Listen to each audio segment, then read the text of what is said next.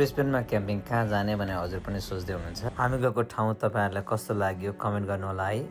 Camping चाहिँ specially बच्चाहरुकै लागि हो क्या, यिनीहरूलाई यस्तो रमाइलो लाग्छ अनि त्यस्तो धेरै एक्सपेन्सिभ पनि हुँदैन, त्यही भएर मलाई क्याम्पिङ जान साह्रै मन पर्छ। अब हामी चाहिँ क्याम्पिङ साइट कस्तो रहेछ भित्र हेर्न जाँदैछौँ सबै हैन। यो चाहिँ तपाईको क्याम्पिङ गर्ने एरिया रहेछ हैन, बुश जंगल साइड भयो। अर्को साइडमा चाहिँ लेक छ है, यसमा चाहिँ तपाईले बोटिङ गर्न सक्नुहुन्छ, कायाकिङ गर्न सक्नुहुन्छ। हाम्रो क्याम्प एरियातिर आउँदै थियौँ, यहाँ एकदम ठुलो गेको रहेछ। गेको यति धेरै छ क्याम्प एरियामा, बच्चाहरूलाई एकदम रमाइलो हुन्छ।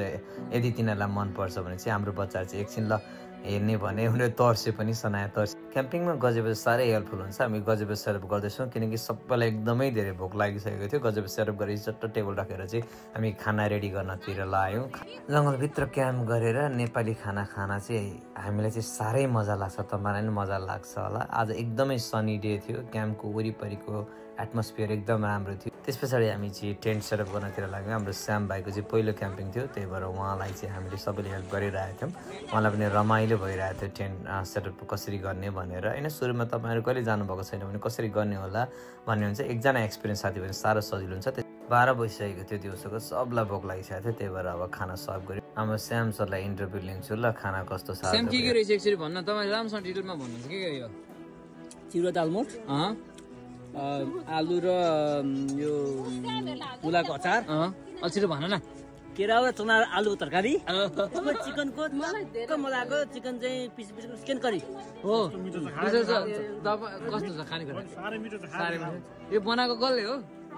ओहो प्रज्ञा, ल बहिनी धेरै धेरै धन्यवाद। सुनिता तिमीले के बनायो?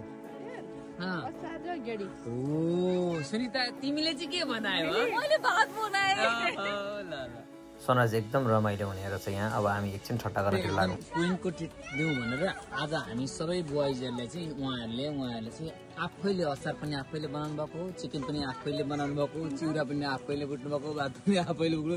अनि किन मुसु मुसु हाँस्छ तलतिर हेरेर, तिमीहरू भएको चाहिँ के हो यस्तो हो कि सेम सबै पकाएर तिमी हामीले हो कि आज केही नलाउने छोराछोरी पनि हामी नै हेर्ने सबै। तपाईँहरू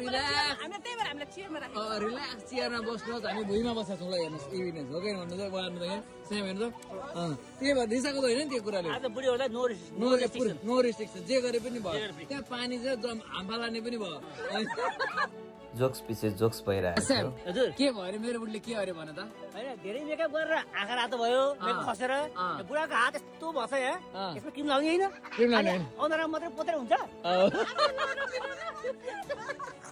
त्यस पछाडि मेरो भाइरल स्लोगन के तपाईँ यहाँ भन्ने सुरु भयो। तपाईँलाई क्याम्पिङमा होटलको भन्दा राम्रो बेड चाहिन्छ, त्यसरी हावा छिराउँदा मिल्छ।